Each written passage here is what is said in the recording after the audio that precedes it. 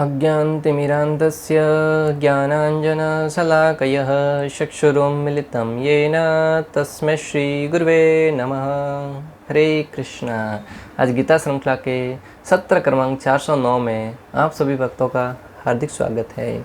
आज हम श्रीमद् भगवद गीता के 11वें अध्याय के जो कि है विराट रूप श्लोक क्रमांक 41 और 42 का अध्ययन करेंगे। आइए, श्लोक इस प्रकार है।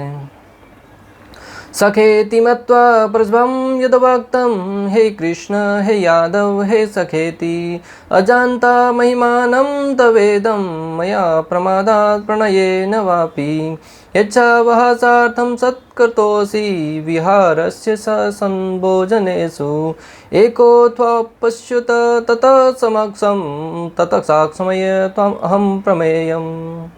अर्थात आपको अपना मित्र मानते हुए मैंने हठ पूर्वक आपको हे कृष्ण हे यादव हे सखा जैसे संबंधों से पुकारा है, क्योंकि मैं आपकी महिमा को नहीं जानता था। मैंने मूर्खतावश या प्रेमवश जो कुछ भी किया है, कृपया उसके लिए मुझे क्षमा कर दें। यही नहीं, मैंने कई बार आराम करते समय एक साथ लेटे हुए या साथ साथ खाते या बैठे हुए, कभी अकेले तो कभी अनेक मित्रों के समक्ष आपका अनादर किया है। हे अच्युत, मेरे इन समस्त अपराधों को क्षमा करो। अर्जुन भगवान से प्रार्थना कर रहा है। ये सब प्रार्थना करने का भाव कहाँ से आया? जैसे ही विराट रूप को देखा और उनको समझा कि श्री कृष्ण है वो संपूर्ण ब्रह्मांड के एकमात्र स्वामी भगवान श्री कृष्ण ही है। जो विराट रूप निकला वो भी भगवान श्री कृष्ण के दिव्य शरीर से ही निकला है, और भगवान की अहेतु की कृपावश ही अर्जुन उस रूप को देख पा रहा है।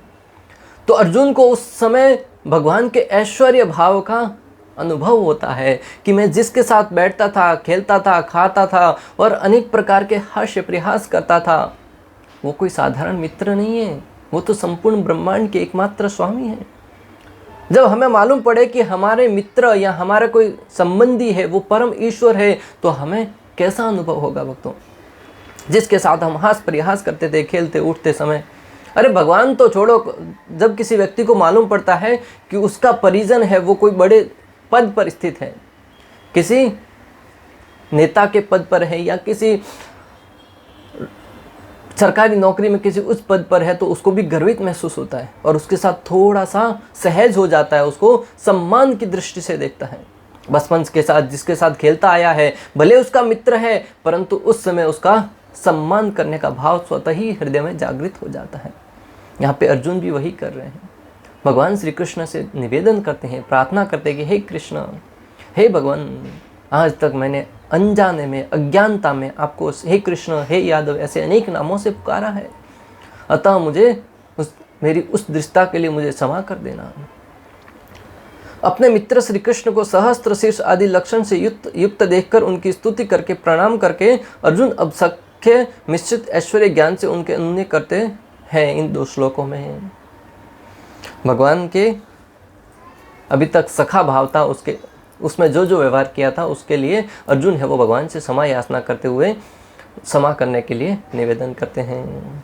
यह सोचते हुए कि आप भगवान श्री कृष्ण केवल मेरे मित्र हैं और आपके विश्व रूप की महानता अनुभव न करने के कारण मैं अक्षमत और सावधान न रहते हुए या सख्य प्रेम के कारण आपसे कुछ कह देता था, मैं उसके लिए आपसे क्षमा मांगता हूँ। तो बलदेव विद्याभूषण जी उसी के अनुरूप समझाते हुए कहते हैं कि आज तक मैंने जो जो व्यवहार किया उसके लिए मैं क्षमा मांग रहा हूँ आपसे।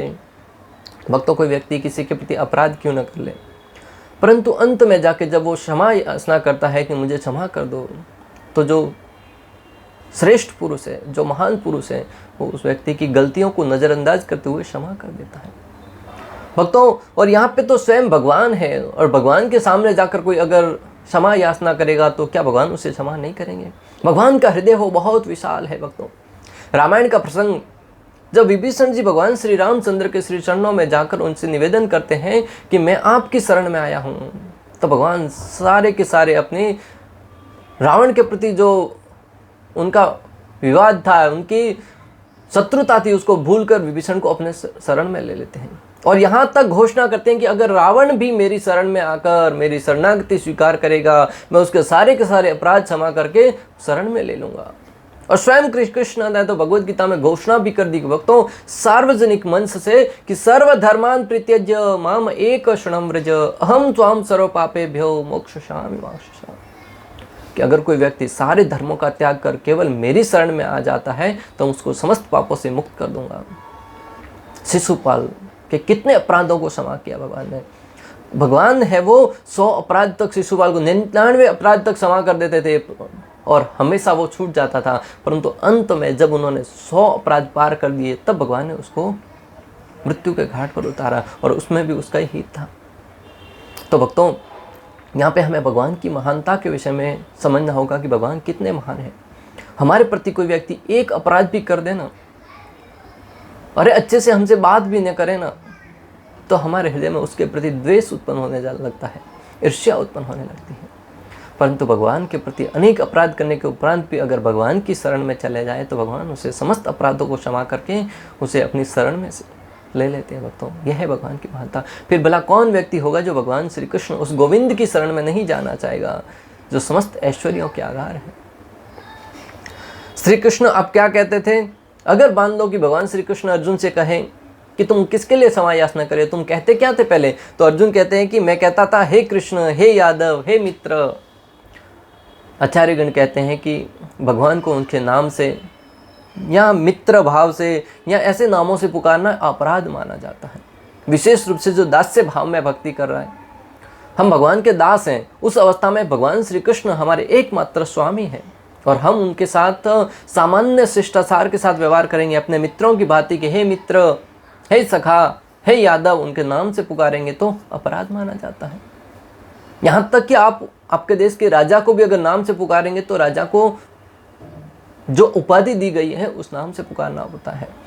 आज की तारीख में तो ठीक है, लोकतंत्र है, पहले राजा ही शासन था, तब राजा को नाम से नहीं पुकारा जाता था, उनका जो सम्मान का तरीका था उसके साथ पुकारना होता था, अन्यथा उसको राजद्रोही या देशद्रोही मानकर उसके साथ वैसा कड़ा सलूक किया जाता था।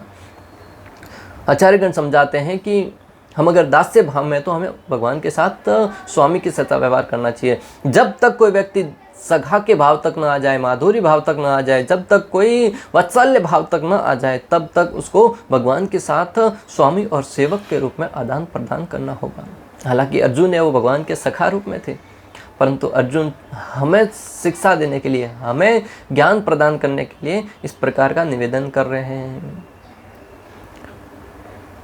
दास्य भाव में भक्ति करने वालों पर यह नियम लागू होता है, साख्य, माधुर्य, वात्सल्य आदि पर नहीं।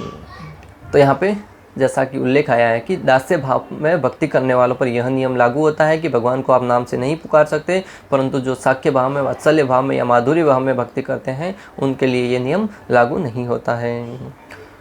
माता देवकी और वसुदेव जी, जिस प्रकार माता देवकी और वसुदेव जी है वो भगवान श्री कृष्ण को हे लाला और अनेक प्रकार के नामों से पुकारते थे। यहाँ तक कि माता यशोदा ने तो एक भगवान श्री कृष्ण का नाम क्या रख दिया, घसीटा राम, घसीट चंद्र नाम रख दिया। जब माता यशोदा उनको वस्त्र पहनाती थी या उनका श्रृंगार करती तो श्री कृष्ण फिसल कर बार बार हाथ से फिसल जाते थे, तो माता यशोदा ने उनका एक नाम रख दिया कि तुम घसीट चंद्र, बार बार घसीट के चले जाते हो, इसके लिए तुम्हारा नाम रख देती हूँ घसीट चंद्र। और इसी लीला को आगे एक बार करते हुए भगवान श्री कृष्ण उनकी पत्नी के सामने ये लीला करते हुए बहुत ही सुंदर लीला करते हैं। एक बार किसी गांव में अनेक प्रकार के जो किसान हैं वो प्रातःकाल प्राय अपने कार्यों से ही फ्री नहीं हो पाते हैं, इसके लिए प्रातःकाल उठकर भगवान का नाम जप नहीं कर पाते।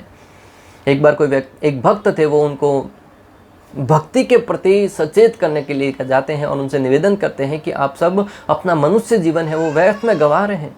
हाँ, आप अपना काम कीजिए, परंतु साथ ही साथ हमें प्रातःकाल उठकर भगवान के नाम का जप करना चाहिए, भगवान के नाम का यशोगान करना चाहिए, भगवान की कथा सुननी चाहिए।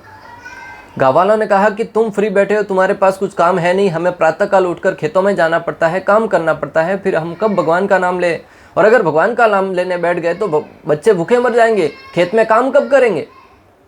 क्योंकि प्रातःकाल का समय होता है वो ठंडा मौसम होता है, उस समय किसान है वो अच्छे से काम कर सकते हैं अपने खेतों में जाके। वो भक्त थे, वो बुद्धिमान थे, उन्होंने कहा कि कोई बात नहीं, एक काम कीजिए, आप काम करते करते ही भगवान का नाम जप कीजिए।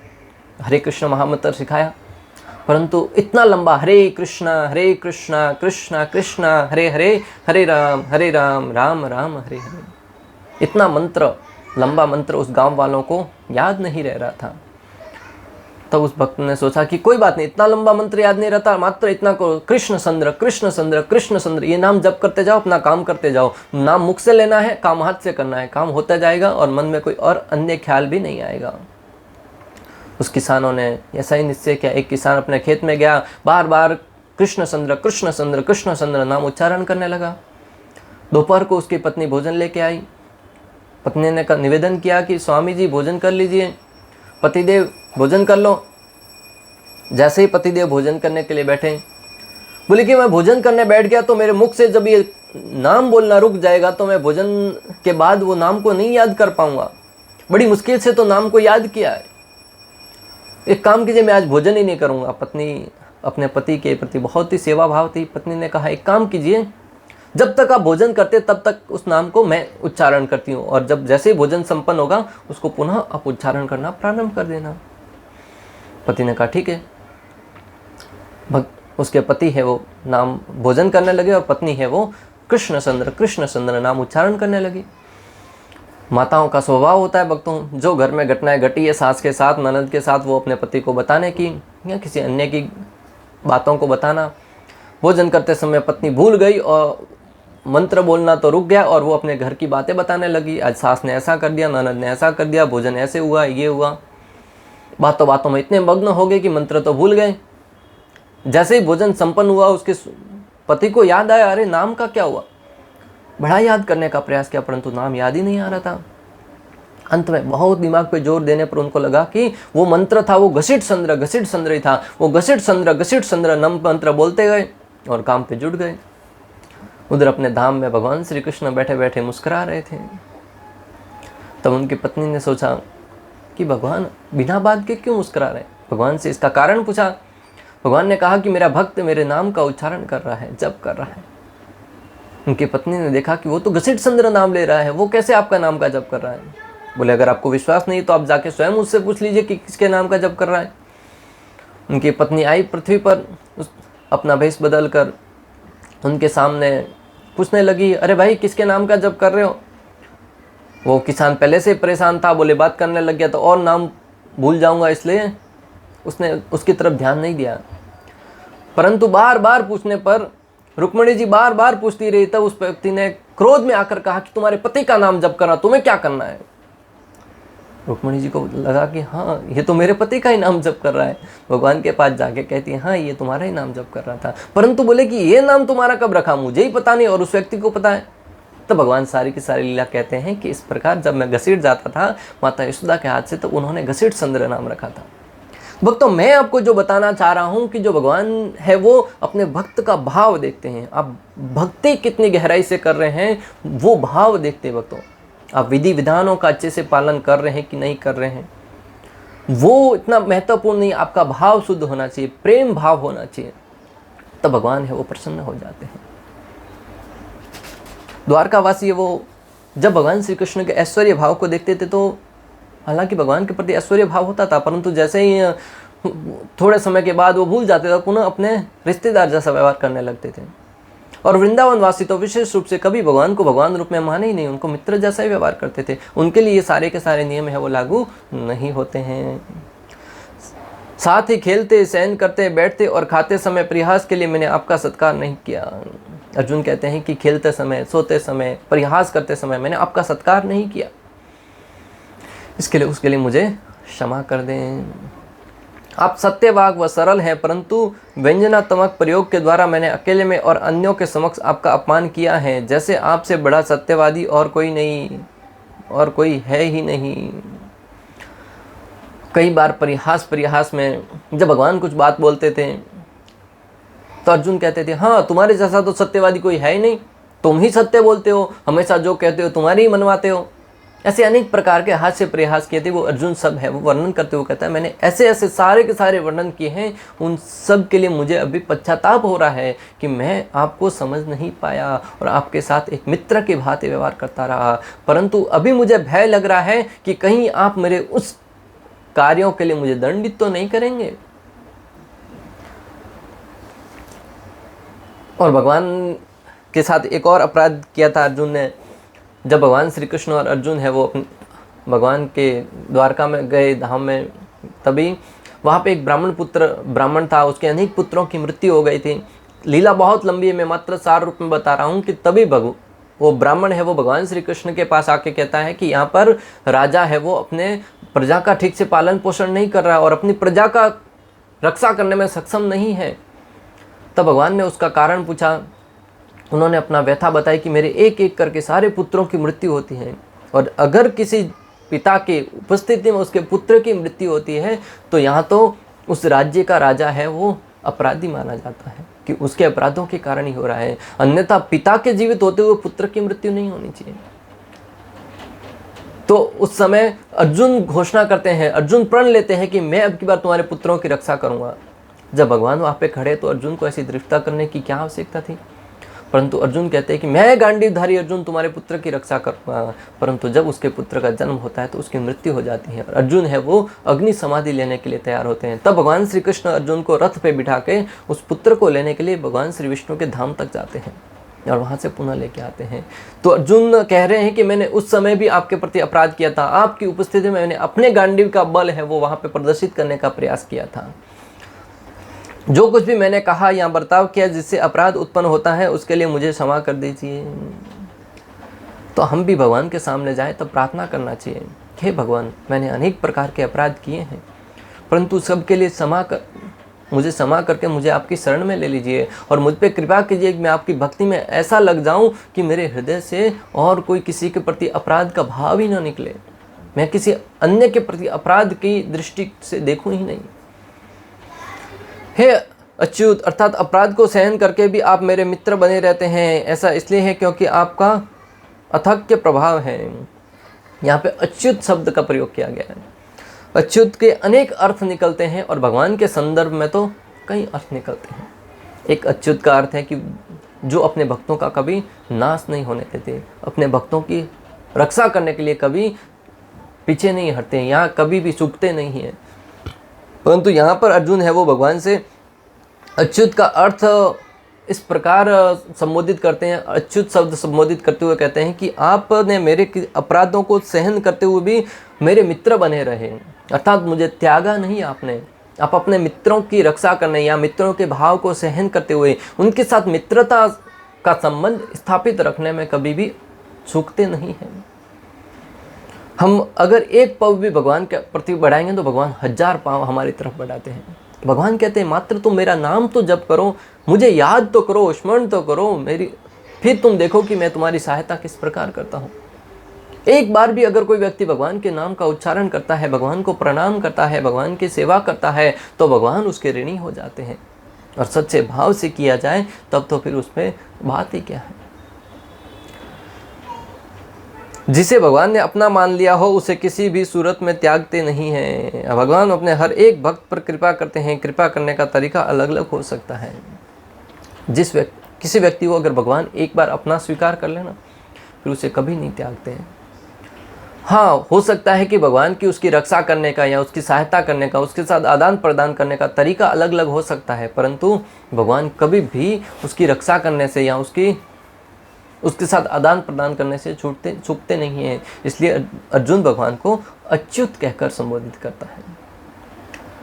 जैसे वृत्तासुर, जय विजय, ध्रुव, प्रहलाद, अर्जुन, द्रौपदी, गजेंद्र, ब्राह्मण पत्नियां, हनुमान जी, जटायु, विभीषण, सुदामा, भीष्म, विदुर जी आदि ऐसे अनेक दृष्टांत दिए आचार्यों ने कि किस प्रकार भगवान ने इन सब के साथ आदान प्रदान किया, उनकी सहायता करने से छूटे नहीं। वृत्तासुर का दृष्टांत आता है, जय विजय का दृष्टांत आता है, ध्रुव महाराज का, प्रहलाद महाराज का, अर्जुन, द्रौपदी, गजेंद्र, ब्राह्मण पत्नियां, हनुमान जी, जटायु, विभीषण, सुदामा, भीष्म, विदुर जी ऐसे अनेक महान भक्त हुए हैं जिन्होंने भगवान श्री कृष्ण की सेवा करने के लिए हमेशा तत्पर रहे हैं और उनको निराश नहीं होना पड़ा है। एक दृष्टांत है भक्तों, कथाओं से आप भली भांति वाकिफ है, मैं उन पर प्रवेश नहीं करना चाहूँगा, परंतु दृष्टांत देके समझा रहे हैं कि ये सारे के सारे दृष्टांत हमारे समक्ष हैं। प्रहलाद महाराज ने मात्र भगवान का स्मरण करता था और उसके समक्ष उसके पिता हिरण्यकशिपु जैसे शक्तिशाली राजा थे,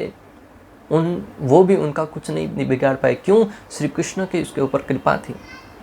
राखे कृष्ण मारे के, मारे कृष्ण राखे के। जिसे श्री कृष्ण बचाना चाहते हैं भला उसे कौन मार सकता है, और जिसे भगवान श्री कृष्ण मारना चाहे भला उसे कौन बचा सकता है। इस जगत की कौन सी शक्ति है जो उस व्यक्ति को बचा सकती है? यहां तक कि भगवान भोलेनाथ भी नहीं बचा सकते। कृष्ण लीला का प्रसंग भक्तों, बाणासुर या कोई तो राक्षस था जो भगवान भोलेनाथ का महान भक्त था। भगवान श्री कृष्ण से उसने शत्रुता मोड़ ले ली और फिर भगवान श्री भोलेनाथ की शरण में चला गया। उस समय भगवान भोलेनाथ ने भी उससे परामर्श दिया। हालांकि युद्ध हुआ, परंतु अंत में उसे परामर्श दिया कि जब तक तुम श्री कृष्ण की शरण में नहीं जाओगे तुम्हें कोई नहीं बचा सकता।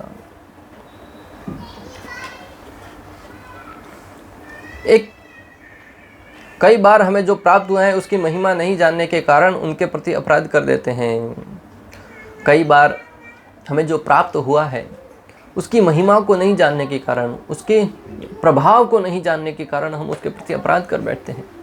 जैसे श्री कृष्ण का वास्तविक रूप कि श्री कृष्ण है वो संपूर्ण ब्रह्मांड के स्वामी है, उसको अर्जुन नहीं जान पाया। इसलिए अनेक प्रकार के, हालांकि वो लीला थी परंतु फिर भी हमें शिक्षा देने के लिए आचार्यगण समझाते हैं कि जिस प्रकार श्री कृष्ण की उपस्थिति में अर्जुन उसका महत्व नहीं समझ पाया, अन्य लोग उनका महत्व नहीं समझ पाए, उसी भांति आज कलयुग में भगवान श्री कृष्ण अपने नाम के रूप में अवतरित हुए हैं। हरे कृष्णा कृष्णा कृष्णा हरे हरे, हरे राम राम राम हरे हरे। परंतु आज का जीव उस महामंत्र की महिमा को नहीं जानने के कारण उसके प्रति अनभिज्ञ बना हुआ है। किसी से कहो महामंत्र का जप कीजिए, वो उसको सीरियसली नहीं लेता है और उसके प्रति अपराध कर बैठता है। इससे हमें समझना होगा कि हम भी अर्जुन की भांति जब तक भगवान को इस भाव में नहीं समझेंगे कि श्री कृष्ण है वो संपूर्ण ब्रह्मांड के स्वामी है, तब तक उनके नाम का आश्रय उस दास्य भाव में नहीं ले पाएंगे।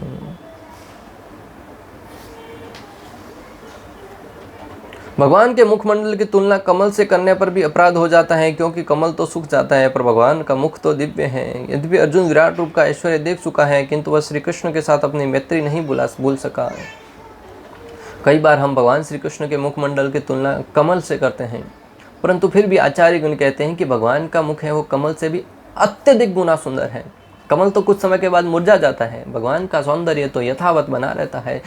भगवान किसी भी अवस्था में हमेशा नव युवक रूप में ही रहते हैं, कभी वृद्ध नहीं होते हैं, दाढ़ी नहीं आती, झुर्रियाँ नहीं पड़ती। भगवान हमेशा सौंदर्य के आगार हैं, परम प्रसन्नता की प्रतिमूर्ति है, सच्चिदानंद रूप है उनका। ईश्वर परम कृष्ण सच्चिदानंद विग्रह। ब्रह्मा जी कहते हैं सच्चित और आनंद की विग्रह है भगवान। हालांकि अर्जुन है वो भगवान श्री कृष्ण के विराट रूप के ऐश्वर्य को देख चुका है किंतु वह श्री कृष्ण के साथ अपनी मैत्री को भूल नहीं सका, क्योंकि भक्त का भले भगवान के प्रभाव को देखे परंतु भगवान के साथ जो लीला करी है, भगवान के साथ जो आदान प्रदान किया है वो उसे हमेशा स्मरण रहता है। माता यशोदा ने भी भगवान श्री कृष्ण के मुख में संपूर्ण ब्रह्मांड का दर्शन किया था, परंतु कुछ ही पल के बाद पुनः भूल गई और भगवान के साथ यथावत लीला करने लगे। इस प्रकार श्लोक क्रमांक 41 और 42 का भक्ति वेदांत तात्पर्य पूर्ण हुआ। अंत तक हमारे साथ बने रहने के लिए आप सभी का हृदयपूर्वक प्रेम पूर्वक बहुत बहुत धन्यवाद। श्रील प्रभुपाद की जय, श्री श्री राधा गोपीनाथ भगवान की जय, श्रीमद् भगवद गीता की जय। हरे कृष्णा कृष्णा कृष्णा हरे हरे, हरे राम राम राम